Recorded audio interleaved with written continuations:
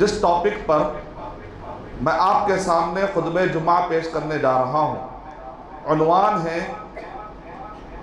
Uniform civil code مسلم نہیں مانتے، اس کے 10 وجوہات۔ یعنی آخر وہ کیا 10 وجوہات ہے کہ جس کی بنیاد پر ہم قانون کے دائرے میں رہ کر، قانون کے خلاف جا کر نہیں، ہندوستان کے قانون کے دائرے میں رہ کر ہمارا حق استعمال کرتے ہوئے، ہماری رائے اپنے سامنے رکھتے ہوئے ہم کس طریقے سے وہ 10 نقطے سامنے رکھیں کہ قانون کے دائرے میں رہ کر ہم اپنا حق کیا ہے وہ پیش کر سکیں اور حکومت کے سامنے رکھ سکیں انشاءاللہ۔ وہ 10 باتیں آپ کے سامنے بتانے کے لیے میں کوشش کروں گا، اللہ سبحانہ و تعالیٰ سے توفیق کی امید ہے انشاءاللہ۔ یونیفارم سول کوڈ کا مطلب یہ ہے کہ آپ کے جو نکاح کے مسائل ہیں، طلاق کے مسائل ہیں، عدت کے جو مسائل ہیں، خلا کے مسائل ہیں، ترکے اور وراثت کے مسائل ہیں، وصیت اور ہبہ یعنی تحفے کے جو مسائل، جس کو ہم کہتے ہیں کہ ہمارے پرسنل مسائل ہیں، جس کو ہم کہتے ہیں کہ ہمارے نجی مسائل ہیں، اس کے اندر یہ بتایا جا رہا ہے کہ ایک ایسا قانون لایا جائے کہ جس میں ہندو، مسلم، سکھ، عیسائی ان سب کے اپنے آپس کے جو قوانین ہوں گے، حکومت میں اس کا کوئی لحاظ نہیں رکھا جائے گا، مسلم پرسنل لا بورڈ ختم کر دیا جائے گا، ایک ایسا قانون لا کر سب پر لاد دیا جائے گا۔ اب اگر کل کے دن کوئی ہماری بچی جا کر شادی کر لے کہیں کورٹ میں جا کر، اور اگر ہمارا ولی نہ ہو، اگر وہاں پر گواہ نہ ہو تو وہ شادی ہو جائے گی، اور اگر وہ گواہی دینے والا غیر مسلم بھی کیوں نہ ہو، گواہی ہو جائے، وٹنس اگر ہو جائے تو شادی ہو جائے گی۔ اس ٹائپ کا ایک فارمولا سامنے آئے گا، نعوذ باللہ من ذالک۔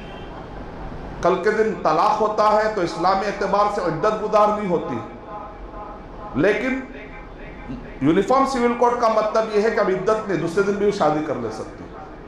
ترکہ سورہ نساء سورہ نمبر 4 کی آیت نمبر 11 اور 12 کی شکل میں، انداز میں ترتیب پائے گا، نفاذ پائے گا، لیکن یونیفارم سول کوڈ کا مطلب یہ ہے کہ حکومت اپنے حساب سے ترکہ بانٹے گی، وراثت بانٹے گی۔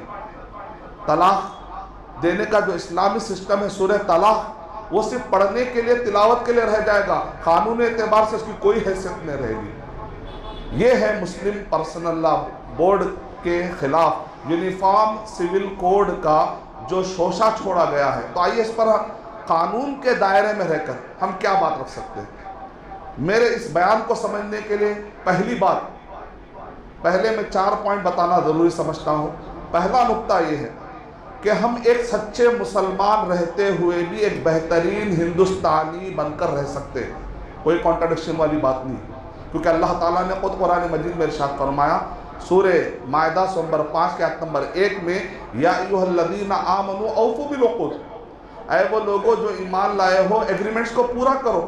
ہم تو وہ قوم ہیں کہ اللہ کے نبی صلی اللہ علیہ وسلم نے صلح حدیبیہ کے موقع پر جو ایگریمنٹ ہوا تھا، کفار قریش نے ایگریمنٹ توڑا، نبی اکرم صلی اللہ علیہ وسلم نے ایگریمنٹ نہیں توڑا۔ ہم وہ قوم ہیں، ہم وہ امت ہے کہ جن کے نبی نے غیر مسلموں کے معاہدوں کو بھی پورا کیا، ایگریمنٹس کو پورا کیا، ہم اس نبی کے امتی ہیں الحمدللہ۔ اور دوسرا نقطہ یہ ہے کہ اسلام میں ریویژن اور ریفارم کی کوئی گنجائش نہیں، ہاں ری اپلیکیشن ہر دور میں ہوتا رہے گا۔ ریویژن مطلب ایک مرتبہ پھر سے کچھ نظر ثانی کر لو، ناممکن ہے۔ اللہ کے قانون کو بندے کیا نظر ثانی کریں گے، کیا ریویو کریں گے؟ بندوں میں طاقت ہی نہیں۔ ہمارا عقیدہ ہے کہ بندے شریعت میں کچھ بھی تبدیلی نہیں کر سکتے، ریویژن نہیں ہو سکتا، ریفارم نیا کوئی فارم بھی نہیں لے آ سکتا۔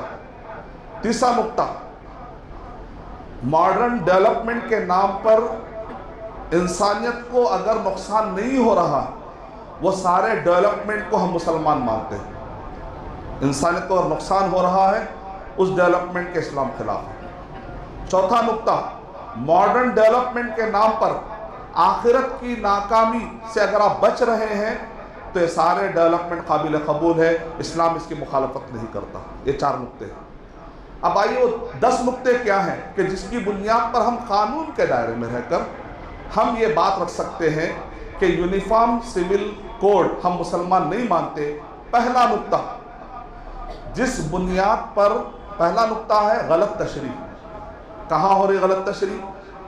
آرٹیکل نمبر 44 کی بنیاد پر جو یونیفارم سول کوڈ لانے کی بات کی جا رہی ہے کہ نکاح، طلاق، وراثت، یہ سارے مسئلوں میں ہمارے حساب سے چلو، تم مسلم پرسنل لا کے حساب سے یا قرآن صحیح حدیث کے حساب سے مت چلو، یہ کس بنیاد پر کہا جا رہا ہے اتنا بڑا جملہ؟ Article number 44۔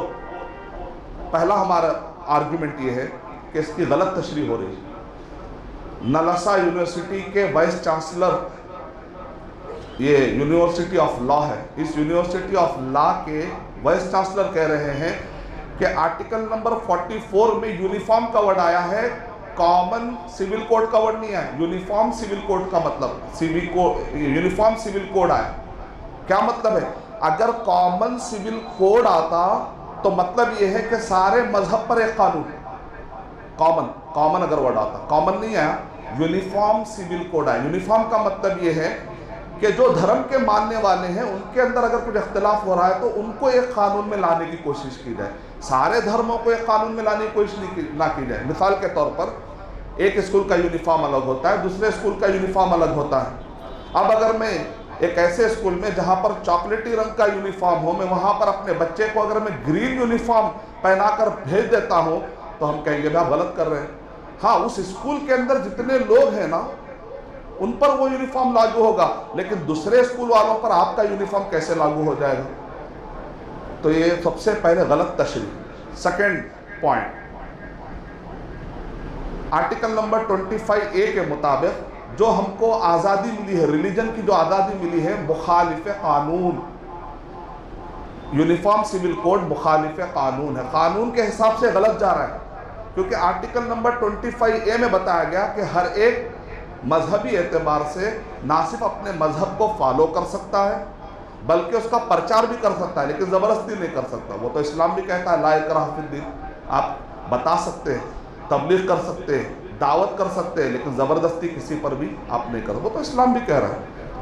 Article number 25A کے خلاف ہے یونیفارم سول کوڈ۔ تیسرا نقطہ، عالمی قانون جو UN میں ترتیب دیا گیا ہے، UN چارٹر کہ آرٹیکل نمبر 18 میں لکھا ہوا ہے کہ فنڈامنٹل رائٹ میں یہ ہے کہ لوگوں کے ریلیجن میں آزادی دی جائے، یعنی کہ فریڈم آف ریلیجن، اور اس UN کے چارٹر پر دستخط کرنے والے ہندوستان کے ماہرین قانون جو یہاں کے بزرگ سمجھے جاتے ہیں ہر مذہب کے، انہوں نے جا کر سائن کیا۔ گویا کہ عالمی اعتبار سے بھی آپ یونیفارم سول کوڈ گویا کے خلاف جا رہا ہے، غلط راستے پر جا رہا ہے۔ چوتھا نقطہ، یہ غیر فطری ہے، کیونکہ 1961 سے لے کر آج تک سینسس نکالے گئے تو مسلمانوں سے زیادہ ہندو حضرات نے ڈبل شادی کی، یعنی جو فطری مانگ تھی وہ آدمی کر کے رہے گا۔ حالانکہ 1955 کے مطابق ہندو میرج ایکٹ کے مطابق ایک سے شادی نہیں کرنا ہے ہندو حضرات کو، لیکن مسلمانوں سے زیادہ پالیگیمس تو ہندو نکلے۔ اس کا مطلب اطلاع کہ فطری مانگ تھی، اللہ نے جو قانون اتارا وہ فطرت کے مطابق ہوتا ہے۔ یہ چوتھا نقطہ ہوا۔ پانچواں نقطہ یہ ہے کہ UCC آسانی کے لیے یونیفارم سول کوڈ یہ ایک غیر عقلی بھی ہے، عقل میں فٹ نہیں آنے والی بات ہے۔ سنگاپور سے لے کر امریکہ تک مسلمان نکاح اپنے حساب سے کرتے ہیں، گورنمنٹ کے حساب سے نہیں کرتے، لیکن سوویت یونین نے کمیونزم کے نام پر کچھ ٹائپ کا یونیفارم سول کوڈ لانے کی کوشش کی معاشیات میں، ایکویلٹی کے نام پر۔ ایکویلٹی اور ایکویٹی میں ذرا فرق کر لیں تو بات سمجھ میں آئے گی۔ ایکویٹی کا مطلب یہ ہوتا ہے کہ جتنا انویسٹمنٹ اتنا پروفٹ۔ ایک آدمی نے 10% انویسٹمنٹ کیا، ایک آدمی نے 90% انویسٹمنٹ کیا، لیکن آپ کہتے ہیں نہیں ایکویلٹی ہونی چاہیے۔ جب پروفٹ آتا ہے تو آپ 50-50% بانٹ دیتے ہیں، تو ہم کہتے ہیں کہ یہ مس یوز ہو رہا ہے ایکویلٹی کے ورڈ کا۔ ایکویٹی ہونی چاہیے کہ جتنا انویسٹمنٹ ہوتا ہے اتنا پروفٹ میں شیئرنگ ہوتی ہے۔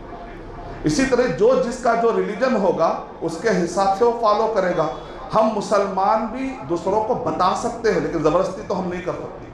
دوسروں کو ہم زبردستی کسی کو آپ تھوپ نہیں سکتے، زبردستی نہیں کر سکتے آپ۔ چھٹواں نقطہ یہ ہے کہ یہ غیر تطبیقی ہے۔ غیر تطبیقی مطلب یہ ہے کہ مسلمانوں پر یہ اعتراض کیا جاتا ہے کہ مسلمان 4 شادی کرنے کو لازم سمجھتے ہیں۔ بات ایسی نہیں ہے۔ سورہ نساء نمبر 4 کے آیت نمبر 4 میں بتایا گیا کہ فَانْكِحُوا مَا طَابَ لَكُمْ، اللہ تعالیٰ پر اجازت دے رہے ہیں، لازم نہیں کر رہے ہیں پریکٹیکل لیول پہ اگر آپ دیکھیں تو ہندوستان میں اگر ہر مسلمان 4 شادی کرنے کے لیے تیار ہو بھی جائے تو ہندوستان میں ایک مسلمان کو 4 عورتیں ملے، اتنی عورتیں تو ہے ہی نہیں. تو یہ پریکٹیکل بات ہی نہیں ہے، خواہ مخواہ کہ اس کو شوشہ بنایا جا رہا ہے، میڈیا میں بتایا جا رہا ہے اے ہندو حضرات تم ایک شادی کر رہے ہو، اور یہ مسلمان 1961 سے مسلم پرسنل لا بورڈ جب سے قائم ہوا نا، یہ لوگ 4 شادیاں کر رہے ہیں. تو ان کی جو آبادی بڑھ رہی ہے اس کا ریشو کیسے دیکھیں بھڑکایا جا رہا ہے، پرووک کیا جا رہا ہے. 1 2 3 4 تمہاری نسل ایسے بڑھے گی، اور مسلمانوں کی نسل کیسے بڑھے گی؟ 1 4 8 16 32. بھئی اللہ تعالیٰ نے ہم کو جو سہولت دی ہے، جو اچھی شریعت دی ہے، اس سے آپ کو حسد کیوں ہو رہا ہے؟ اللہ تعالیٰ نے ہم کو جو شریعت دی ہے ہم اس سے انجوائے کر رہے ہیں، ہم اس سے خوش ہیں الحمدللہ. تاریخی اعتبار سے 7واں نقطہ یہ ہے، ہسٹوریکلی 1927 میں یہ بحث نکالی گئی، ٹائم ویسٹ ہوا سب کا. اس کے بعد پہلے 1928 میں بحث نکالی گئی، پھر اس کے بعد 1939 میں بحث نکالی گئی، پھر ٹائم ویسٹ ہوا، کوئی نتیجہ نہیں نکلا. 1985 میں جب شاہ بانو کا کیس ہوا، پھر اس کے بعد بھی یہ مسئلہ نکالا گیا، پھر بھی ٹائم ویسٹ ہوا، کوئی شکل نہیں نکل سکی. اب پھر ٹائم ویسٹ کرنے کی کوشش کی جا رہی، کیونکہ جو غیر عقلی ہے، جو غیر فطری ہے، جو غیر تطبیقی ہے، جو قانون کے خلاف ہے، یہ سب ٹائم ویسٹ کرنے والی باتیں ہیں. وجہ کیا ہے اصل میں؟ 8واں نقطہ وہ ہے ریلیجس پالیٹکس. یہ دراصل ریلیجن کے آڑ میں ووٹ کمانا اپنے حکومتوں کو بچانے کا ایک طریقہ ہے. اچھے سروسز دیں گے، آپ اچھے خدمت انجام دیں گے تو لوگ خوشی سے ووٹ دیں گے. یہ ریلیجن کو یوز کرنا یہ ہندوستان کے ڈیموکریسی اور ہندوستان کے سیکولرزم اور ہندوستان کے قانون کے بھی خلاف ہے کہ آپ ریلیجس کے آڑ میں دنیاوی فوائد کمانے کی کوشش کرتے ہیں. خدمات کیجیے. کتنے ایسے نوجوان بچے ہیں جو ہزاروں کلومیٹر دور دوسرے ملکوں میں جا کر در در کی ٹھوکریں کھاتے ہیں، نوکریاں تلاش کرتے ہیں، اپنے امی ابا سے دور، بیوی بچوں سے دور، کئی سال ہو جاتے ہیں اپنے ماں باپ کو نہیں دیکھتے. اگر واقعی کچھ کرنے کے کام ہے تو کچھ اچھے ڈیولپمنٹ کریے، کچھ پازیٹیو ڈیولپمنٹ کریے. ہندوستان میں خواتین کے مسائل ہیں، ہندوستان میں نوجوان کے مسائل ہیں، ایمپاورمنٹ کے مسائل ہیں، ایمپلائمنٹ کے مسائل ہیں، ہندوستان کے اندر ڈیولپمنٹ کے مسائل ہیں. ہندوستان کو وہ جو سونے کی چڑیا تھی جو مسلمانوں نے بنا کر چھوڑا تھا، جب ہندوستان کے مسلمانوں سے یہاں کی حکومت چھین گئی تو آخر کیا نکلا کہ سونے کی چڑیا کیا اب لکڑی کی چڑیا بھی نظر نہیں آ رہی. ڈیولپمنٹ کے ان کاموں پر توجہ دی جائے تو انشاءاللہ آپ کو ووٹ خود بخود ملیں گے. یہ ایک ریلیجس پالیٹکس. 9واں نقطہ یہ ہے کہ یہ شریعہ مداخلت ہے، شریعہ انٹرفیئرنس، شریعت میں مداخلت. اور مسلمان شریعت میں مداخلت کبھی پسند نہیں کرتے. کیوں؟ سورہ نجم سورہ نمبر 53 کے آیت نمبر 1 2 اور 3 اور 4 میں اللہ تعالیٰ ارشاد فرما رہے ہیں ان ہوا الا وحی یوحا. مسلمان دوسروں کی مداخلت تو دور کی بات ہے، اگر خود مسلمان کا کوئی عالم اٹھ کر شریعت کو بدلنے کی کوشش کرے گا تو مسلمان اس عالم کی بات کو بھی نہیں مانتے. دوسروں کی بات تو دور کی بات، کیونکہ ہم مسلمانوں کا عقیدہ یہ ہے کہ یہ وحی کی بنیاد پر ہے. یہ جو شریعت ہے نا وحی کی بنیاد پر ہے، کسی کے عقل کی بنیاد پر، کسی مسلک کی بنیاد پر، کسی فلسفی کی بنیاد پر ہم مسلمان فالو نہیں کرتے. اب آہستہ سے یہاں پر مس یوز کیا جا رہا ہے، غلط تشریح کر رہے، پھر کہہ رہے کہ نہیں ریلیجن کی آزادی ہے آپ کو. یہ جو نکاح طلاق ہے نا اس کا تعلق کسٹم سے ہے، نکاح اس کا تعلق شریعت سے نہیں. جب ہم پڑھتے ہیں دنیا کے انسائکلوپیڈیا جس کے اندر ریلیجن کا ڈیفینیشن دیا گیا تو اس کے اندر بتایا گیا کہ ریلیجن کا مطلب ہے عقائد، اخلاقیات اور سماجیات، ان سب کو ملا کر ہوتا ہے کہا جاتا ہے ریلیجن. اور اسلام میں تو ریلیجن کا تصور دین ہے، دین یعنی کہ اور بھی وسیع. زندگی کے ہر شعبے میں ہم کو یہ دیکھنا ہے کہ اللہ سبحانہ و تعالیٰ اس سے راضی ہے یا نہیں ہے، اور وہ ہم کو پتہ چلے گا قرآن اور صحیح حدیث نبی صلی اللہ علیہ وسلم اور صحابہ کے طریقے کے مطابق. بعد میں اگر کوئی بھی مسلک، کوئی بھی عالم، کوئی بھی امام اگر اس سے ٹکراتی ہوئی بات کرے گا تو ہم مسلمان ان کی بات رد کر دیتے تو پھر دوسرے لوگوں کی باتیں ہم کیسے قبول کریں؟ تو لہذا یہ ناقابل قبول ہے. ہمارے ناقابل قبول ہونے کی وجہ ہم کوئی پروورکنگ اسٹیٹمنٹ نہیں دے رہے، ہم کوئی بھڑکانے والی بات نہیں کر رہے، ہم تفہیمانہ انداز سے اپنی بات سامنے رکھ رہے ہیں قانون کے دائرے میں رہ کر. چونکہ ہم کو قانون میں 25A آرٹیکل کے مطابق ہم کو قانونی طور پہ بات رکھنے کی اجازت ہے، اس بنیاد پر یہ باتیں رکھ رہے ہیں. 10واں نقطہ ہم سے کہا جا رہا ہے کہ یونیفارم سول کوڈ مان لو، یونیفارم سول کوڈ مان لو، یونیفارم سول کوڈ مان لو. ہے نا یونیفارم سول کوڈ قرآن مجید ہدی للناس، آلریڈی ہمارے ہاتھوں میں ہے یونیفارم سول کوڈ ہدی للناس. یہ سارے لوگوں کو ہدایت دینے کی اس کے اندر کیپیسٹی ہے، کیونکہ لوگوں کو پیدا کرنے والے اللہ سبحانہ و تعالیٰ نے قانون نازل کیا ہے. اگر آپ اس یونیفارم سول کوڈ کی بات کرتے تو ہمیں کوئی اختلاف نہیں ہوتا، لیکن مین میڈ وضعی قوانین، انسانوں کے بنائے ہوئے قانون کو پوری دنیا پہ لاد دیا جائے، یہ پریکٹیکلی خود پاسبل نہیں. خود ہندو حضرات کے 6000 کسٹم ہے شادی کرنے کے، وہ 6000 ہی کو تو پہلے یکساں کر لو، بعد میں مسلمانوں کے پاس آ جانا. یہ 10 پوائنٹ تھے جو یونیفارم سول کوڈ سے متعلق. اب میں آپ کو 10 پوائنٹ دینے جا رہا ہوں کہ شریعت کی اہمیت کیا ہے. جب ہم کہتے ہیں کہ شریعت عقیدہ، شریعت عبادات، شریعت یعنی معاملات، شریعت مانے اخلاقیات، زندگی کے ہر شعبے، کمپلیٹ وے آف لائف، جس کو قرآن مجید میں دین کہا گیا، یہ ہے شریعت. قرآن مجید میں بھی یہ کلمہ استعمال ہوا ہے. شریعہ عربک ورڈ ہے جس کا مطلب ہوتا ہے پانی پلانے کی باری. اللہ سبحانہ و تعالیٰ نے ہر دور میں نبیوں کو الگ الگ شریعت اللہ نے عطا کی، لیکن عقیدہ سب کا ایک تھا، سب کا عقیدہ توحید تھا. لیکن شریعت ہر زمانے کے حساب سے بدلتے رہے. جیسے پانی کی باری بدلتے رہتی ہے، ویسے ہی شریعت کے حساب سے محمد صلی اللہ علیہ وسلم پر جو آخری دین اور شریعت نازل ہوا، اب یہ قیامت تک چینج ہونے والا نہیں ہے، کیونکہ محمد صلی اللہ علیہ وسلم خاتم النبی ہے، آخری نبی ہے. اب آپ کے بعد کوئی نبی آنے والا نہیں ہے. جب قرآن مجید محفوظ ہے، صحیح احادیث محفوظ ہے، تو اب کسی نبی کی ضرورت بھی نہیں ہے. جب شریعت موجود ہے، محفوظ ہے، تو کسی نبی کی اب ہمیں ضرورت بھی نہیں ہے. لہذا ہم عقیدہ رکھتے ہیں کہ اب کوئی نئی شریعت کہیں سے بھی کوئی لا کر نہیں دے سکتا. تو مسلمانوں کے لیے شریعت وہی ہے جو قرآن میں ہے، صحیح حدیث میں ہے، جس کو سمجھا گیا اور پریکٹس کیا گیا. نبی صلی اللہ علیہ وسلم اور صحابہ کرام نے اپنے دور میں یہی شریعت ہے، یہی ہمارا دین ہے، اس کے علاوہ کوئی اور دین کا حصہ نہیں بن سکتا. 10 پوائنٹ کیا ہے؟ پہلا ہے نزول شریعت، یعنی ہم مسلمان عقیدہ رکھتے ہیں کہ یہ ہماری شریعت انسانوں کی بنی ہوئی نہیں بلکہ ریویلڈ ہے، ڈیوائن ہے، یہ اللہ سبحانہ و تعالیٰ کی طرف سے نازل کردہ ہے.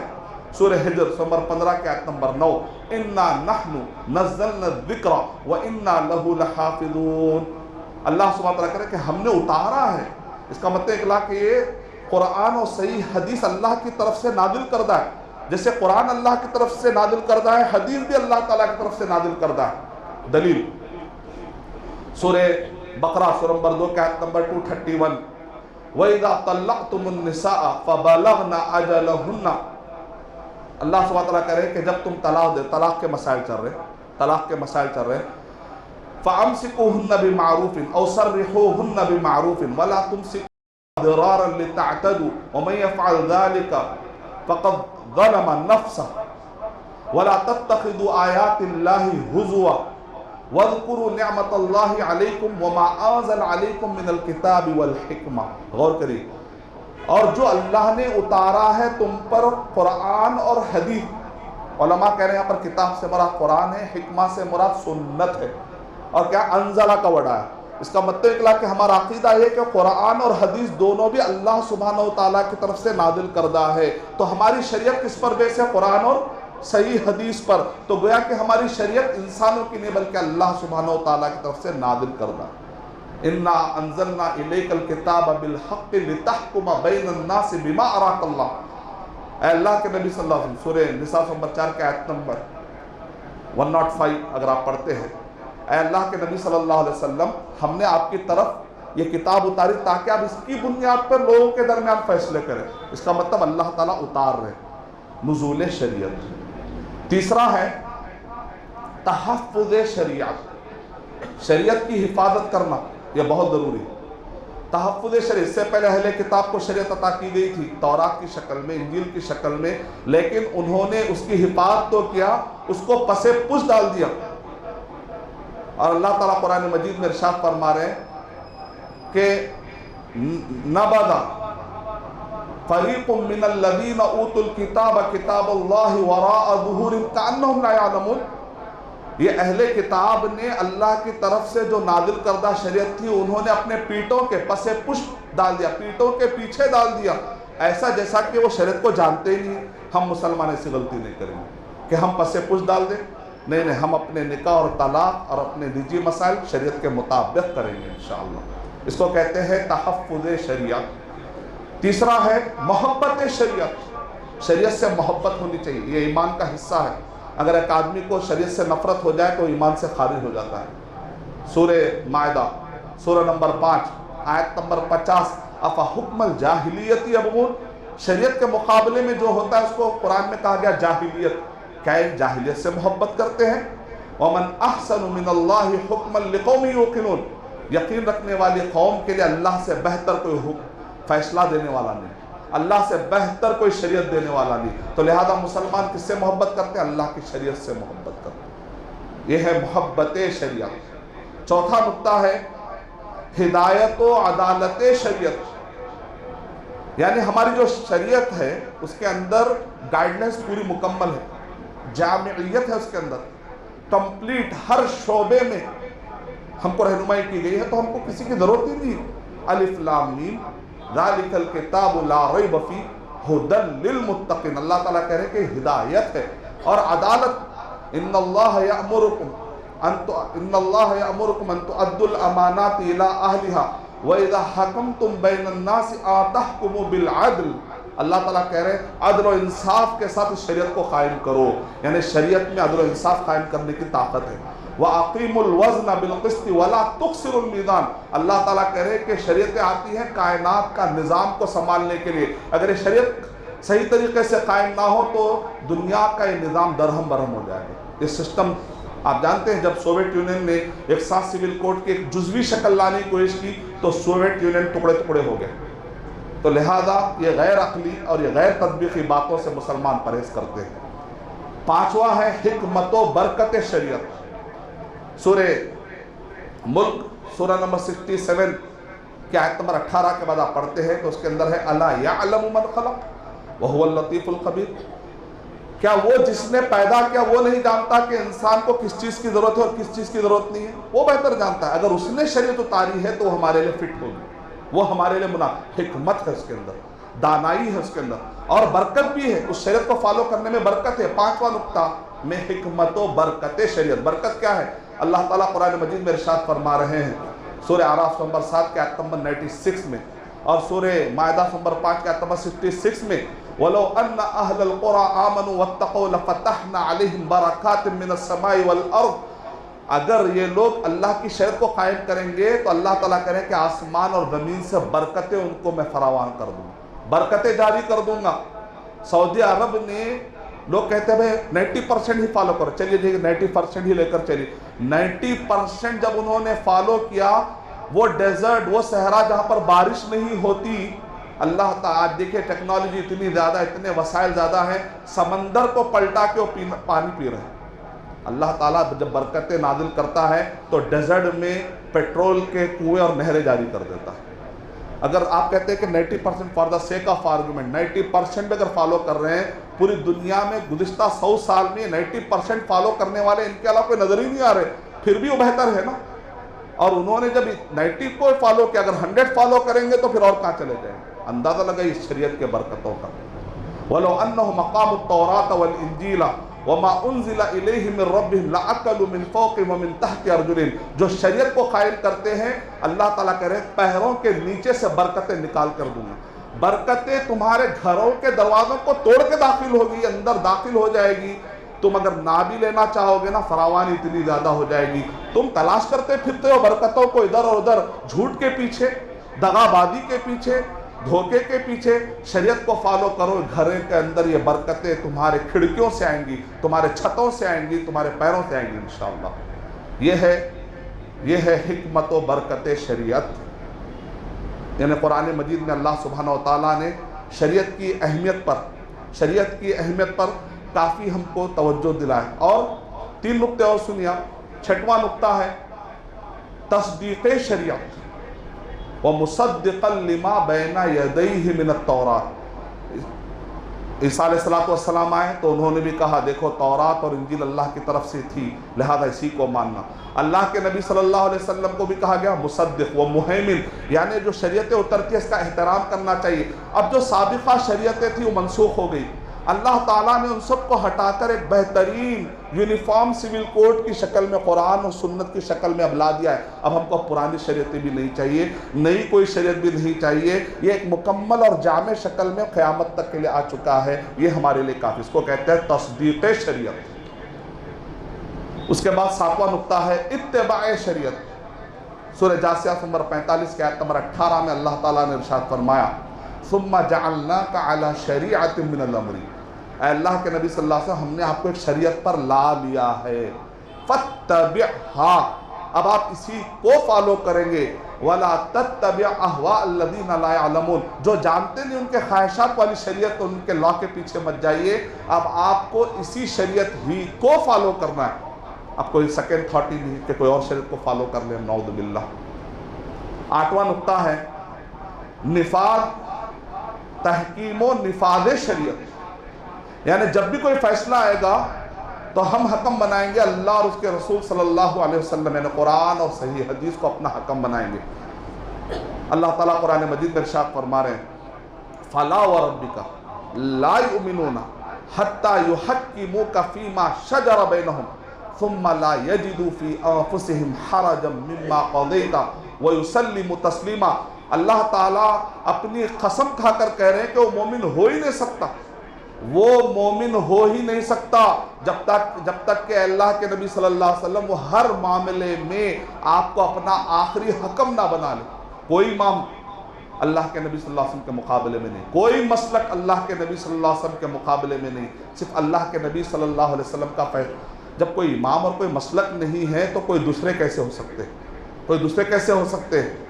اس کو کہتے ہیں تحکیم و نفاذ شریعت، یعنی نافذ کریں گے جہاں جہاں ہمارے زندگیوں کے اندر اللہ تعالیٰ نے ہم کو طاقت دی، اس شریعت کو نافذ کریں گے اپنے گھروں میں، اپنے آل اولاد میں، جہاں جہاں اللہ تعالیٰ نے استطاعت دی، ڈو دا پاسبل۔ اللہ تعالیٰ نے قرآن مجید میں ارشاد فرمایا سورہ مائدہ نمبر 5 کی آیت نمبر 44، 45، 46، 47، 48، 49، 50، شریعت کے بارے میں اگر آپ کو جو رائل لک ہے، جو شاہی انداز میں یہاں پر گفتگو کی گئی ہے، ایک مرتبہ ضرور پڑھیے۔ سورہ مائدہ سورہ نمبر 5 کی آیت نمبر 44 سے 50 تک ایک مرتبہ تفسیر احسن البیان دیکھ کر ترجمہ اور تفسیر کے ساتھ تفسیر ابن کثیر پڑھ کر ایک مرتبہ پڑھیے، کیا شاہی انداز میں شریعت کو پیش کیا جا رہا ہے۔ کہا گیا تورات کے عہد تورات میں یہودی اس کو اٹھا نہ سکے، اٹھانا تو دور کی بات ہے، اسی کے اندر تبدیلی لا دی انہوں نے، نعوذ باللہ۔ عیسائی اٹھا نہ سکے، نافذ کرنا تو دور کی بات ہے، اس کو بھلا ڈالے۔ یہودی تبدیل کیے کیونکہ لکھی ہوئی انداز میں تھی، عیسائی بھلا ڈالے کیونکہ وہ یاد کی ہوئی انداز میں تھی، بھلا ڈالے۔ لیکن مسلمان 5 لاکھ راویوں کا ڈیٹا محفوظ ہے صرف حدیث کی حفاظت کے لیے، یہ ہے مسلمان قوم، الحمدللہ۔ حفاظ کی اتنی کثرت ہے کہ آپ گن نہیں سکتے، ایک شہر میں گن نہیں سکتے آپ، الحمدللہ۔ یہ ہے مسلمانوں کی خوبی، اللہ تعالی ہم کو اس خوبی پر قائم رکھے۔ جب محفوظ ہے، اللہ کی طرف سے نازل کردہ ہے، بہترین ہے، تو ہمیں کسی اور کی طرف جانے کی ہمیں ضرورت ہی نہیں ہے۔ اللہ تعالیٰ قرآن مجید میں کیا ارشاد فرما رہے اِنَّا أَنزَلْنَا التَّوْرَاةَ فِيهَا هُدًى وَنُورٌ يَحْكُمُ بِهَا النَّبِيُّونَ الَّذِينَ أَسْلَمُوا لِلَّذِينَ هَادُوا وَالرَّبَّانِيُّونَ وَالْأَحْبَارُ بِمَا اسْتُحْفِظُوا مِنْ كِتَابِ اللَّهِ فَلَا تَخْشَوُا النَّاسَ وَاخْشَوْنِي وَلَا تَشْتَرُوا بِآيَاتِي ثَمَنًا قَلِيلًا وَمَن لَّمْ يَحْكُم بِمَا أَنزَلَ اللَّهُ فَأُولَٰئِكَ هُمُ الْكَافِرُونَ۔ جو اللہ کے نازل کردہ احکامات کو چھوڑ کر کوئی اور راستے پر چلتے ہیں تو اللہ تعالیٰ کہہ رہے ہیں یہ عملی کفر ہے، اور یہ عقیدے والا بھی کفر بن جا سکتا ہے اگر ایک آدمی دوسرے قوانین کو اسلام سے بہتر سمجھتا ہے، جیسا کہ شیخ بن باز رحمۃ اللہ علیہ نے اور محمد بن عبداللہ رحمۃ اللہ علیہ نے نواقض اسلام میں کہا۔ اللہ تعالیٰ کہ جو اللہ کے طریقے کے بتلائے طریقے کے مطابق نافذ کرنے کے لیے، احکامات پر چلنے کے لیے راضی نہیں ہوتا تب تو گیا کام سے، راضی ہے لیکن سستی کرتا ہے، اس کا بھی عملی کفر ہے، عملی کفر ہے۔ وَكَتَبْنَا عَلَيْهِمْ فِيهَا أَنَّ النَّفْسَ بِالنَّفْسِ والعین بالعین والانف بالانف والاذن بالاذن والسن بالسن والجروح قصاص فما تصدق به فهو کفارۃ له ومن لم يحكم بما انزل الله فاولئک هم الظالمون۔ جو اللہ کی شریعت کے مطابق چلنا پسند نہیں کرتے وہ ظالم ہیں، چلنا چاہتا ہے لیکن سستی کرتا ہے تو اس کا عملی ظلم ہے۔ اس کے بعد آگے اللہ سبحانہ وتعالی وقفینا علی آثارہم بعیسی ابن مریم مصدقا لما بین یدیہ من التوراۃ، اور آگے اللہ تعالیٰ کرے وآتیناہ الانجیل فیہ ھدی ونور ومصدقا لما بین یدیہ من التوراۃ وھدی وموعظۃ للمتقین وَلْيَحْكُمْ أَهْلُ الْإِنْجِيلِ بِمَا أَنزَلَ اللَّهُ فِيهِ وَمَنْ لَمْ يَحْكُمْ بِمَا أَنزَلَ اللَّهُ فَأُولَئِكَ هُمُ الْفَاسِقُونَ۔ اللہ تعالیٰ کرے کافرون، اللہ تعالیٰ کرے فاسقون، اللہ کرے ظالمون، یعنی شریعت پر چلنا کتنا اہم ہے۔ اگر اس پر نہیں چلتے ہیں یا تو عقیدے میں یا تو عمل میں آدمی کافر ہو جاتا ہے یا ظالم ہو جاتا ہے یا تو فاسق کبیرہ گناہ مبتلا ہو جاتا ہے۔ کتنی اہمیت اندازہ لگائی۔ اس کے بعد اللہ سبحانہ وتعالیٰ نبی اکرم صلی اللہ علیہ وسلم کی طرف اشارہ کرتے ہوئے کہہ رہے وَأَنزَلْنَا إِلَيْكَ الْكِتَابَ بِالْحَقِّ مُصَدِّقًا لِمَا بَيْنَ يَدَيْهِ مِنَ الْكِتَابِ وَمُهَيْمِنًا عَلَيْهِ فَاحْكُمْ بَيْنَهُمْ بِمَا أَنزَلَ اللَّهُ وَلَا تَتَّبِعْ أَهْوَاءَهُمْ عَمَّا جَاءَكَ مِنَ الْحَقِّ لِكُلٍّ جَعَلْنَا مِنْكُمْ شِرْعَةً وَمِنْهَاجًا۔ اللہ تعالیٰ کرے اللہ کے نبی صلی اللہ علیہ وسلم لوگوں کے حساب سے مت چلو، جو شریعت ہے اس کے حساب سے چلو۔ آگے اللہ سبحانہ وتعالیٰ پھر کہہ رہے ہیں اس کے بعد کی آیت میں وَأَنِحْكُمْ بَيْنَهُمْ بِمَا أَنزَلَ اللَّهُ وَلَا تَتَّبِعْ أَهْوَاءَهُمْ وَاحْذَرْهُمْ أَن يَفْتِنُوكَ عَن بَعْدِ مَا أَنزَلَ اللَّهُ إِلَيْكَ وَإِن تَوَلَّوْا فَاعْلَمْ أَنَّمَا يُرِيدُ اللَّهُ أَن يُصِيبَهُم بِبَعْضِ ذُنُوبِهِمْ۔ اللہ سبحانہ وتعالیٰ کہہ رہے ہیں اگر تم دوسری شریعتوں پر چلو گے نا فتنے میں مبتلا ہو جاؤ گے، دین سے دور ہو جاؤ گے۔ تحفظ شریعت۔ امریکہ میں دو طرح کے لوگ گئے، ایک انالیسس پیش کیا گیا عرب سے، ہندوستان سے، مختلف ممالک سے امریکہ میں دو طرح کے مسلمان گئے۔ ایک مسلمان گروہ گیا اس جگہ جا کر انہوں نے مسجدیں نہیں بنائی، مدرسے نہیں بنائے، اسلامک اسکولز نہیں بنائے، کوئی دین کا انتظام نہیں کیا۔ دوسری یا تیسری یا چوتھی پش میں وہاں پر مسلمان باقی نہیں رہے، ختم ہو گئے، یا تو وہ کرسچن بن گئے، یا تو وہ ایتھیسٹ بن گئے، یا تو وہ وہاں پر ایگنوسٹک بن گئے، یا تو اسلام کے خلاف زہر اگلنے والے مسلمان بن گئے، نعوذ باللہ، اورینٹلسٹ بن گئے، اسلام کے دشمن بن گئے۔ اور وہ مسلمان جو امریکہ کو گئے اور جا کر جنہوں نے مسجدیں بنائی، جنہوں نے مدرسے بنائے، اور جنہوں نے وہاں جا کر تعلیمی ادارے قائم کیے، یہاں تک کہ UK کے اندر جمعیت اہل حدیث نے تو اپنی شریعہ لا بورڈ تک قائم کر دیا، وہاں کے پارلیمنٹ میں تک جماعت اہل حدیث کے بڑے بڑے علماء اکرام جا چکے ہیں۔ یعنی اپنے اسلام کو جنہوں نے مانا اور سمجھا اور اس کو نافذ کرنے کی حتی المقدور کوشش کی، آج بھی ان کی نسل ناصف مسلمان جید علماء ہیں، ان کے نسلوں میں جید علماء ہیں۔ تو آپ نے اسے اندازہ لگایا کہ مسلم پرسنل لا بورڈ کی کتنی اہمیت ہے، آپ نے اسے اندازہ لگایا کہ مدرسوں کی کتنی اہمیت ہے، آپ نے اسے اندازہ لگایا کہ مسجدوں کی کتنی اہمیت ہے۔ ہمارا جو نکاح اور طلاق کا سسٹم ہے نا، یہ سسٹم کی بڑی اہمیت ہے۔ اگر کوئی بغیر شادی کے مرد اور عورت زندگی گزار رہے ہیں تو اس کو ہم گھروں میں آنے نہیں دیتے، ہم کہتے ہیں غیر اخلاقی حرکت، ہم کہتے ہیں اس کا یہ غیر شرعی حرکت ہے، غیر اخلاقی حرکت ہے۔ آج لوگ کہہ رہے ہیں بھائی ریلیجن کا تعلق نکاح سے نہیں ہے، یہ کسٹم ہے۔ ہم کہتے ہیں نہیں، ریلیجن کے ڈیفینیشن میں ہے اخلاقیات بھی آتے ہیں، اور نکاح کا گہرا تعلق اخلاق سے بھی ہے، ہمارے عبادات سے بھی ہے، اور ہمارے عقائد سے بھی ہے، کیونکہ ہم عقیدہ رکھ کر کہتے ہیں الحمدللہ میں نے قبول کیا۔ یہ ورڈ کہنے کے بعد نکاح جب حلال ہوتا ہے تو ہمارا عقیدہ یہ ہے کہ اللہ تعالیٰ ہمیں دیکھ رہے، اس کا نام لے کر میں حلال کر رہا ہوں۔ اگر میرا عقیدہ ہی نہیں اللہ تعالیٰ پر تو نکاح کیسے حلال ہوگا؟ اس کا مطلب اکلا کہ نکاح کا بڑا گہرا تعلق ہے عقیدے سے۔ تمہارا طریقہ الگ ہوگا، لیکن اسلام میں جب ریلیجن کہتے ہیں تو کمپلیٹ وے آف لائف ہوتا ہے، تو ہمیں مس گائڈ کرنے کی کسی بھی طریقے سے کوشش نہ کریں۔ اس کو کہتے ہیں تصدیق شریعت، 6واں نقطہ، اتباع شریعت، 7واں نقطہ، 8واں نقطہ ہے تحکیم و نفاذ شریعت۔ قرآن مجید میں اللہ تعالیٰ ارشاد فرمائے، اس کے بعد کے جو 2 نقطے ہیں وہ ہے کہ فلاح، کمال و فلاح شریعت۔ ہمارا جو دین ہے وہ مکمل ہے، کسی اور کی ضرورت نہیں، اور فلاح اسی کے اندر کامیابی ہے.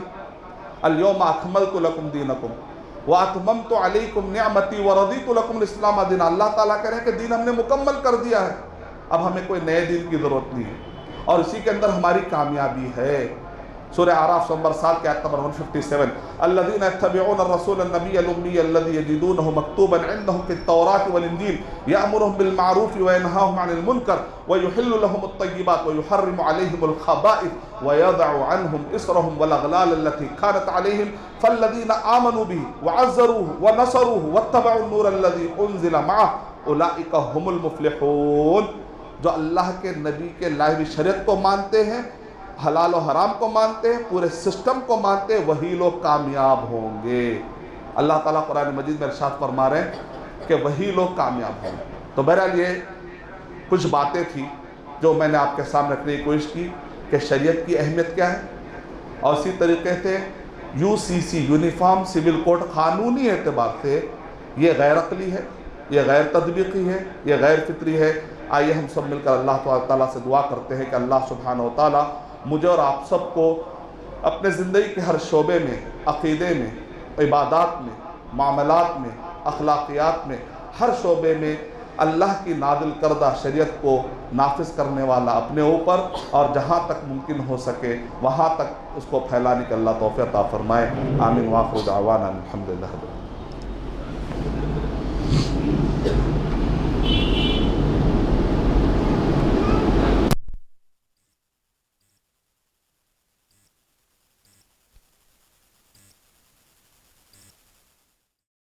For authentic Islamic information, please log on to www.askislampedia.com.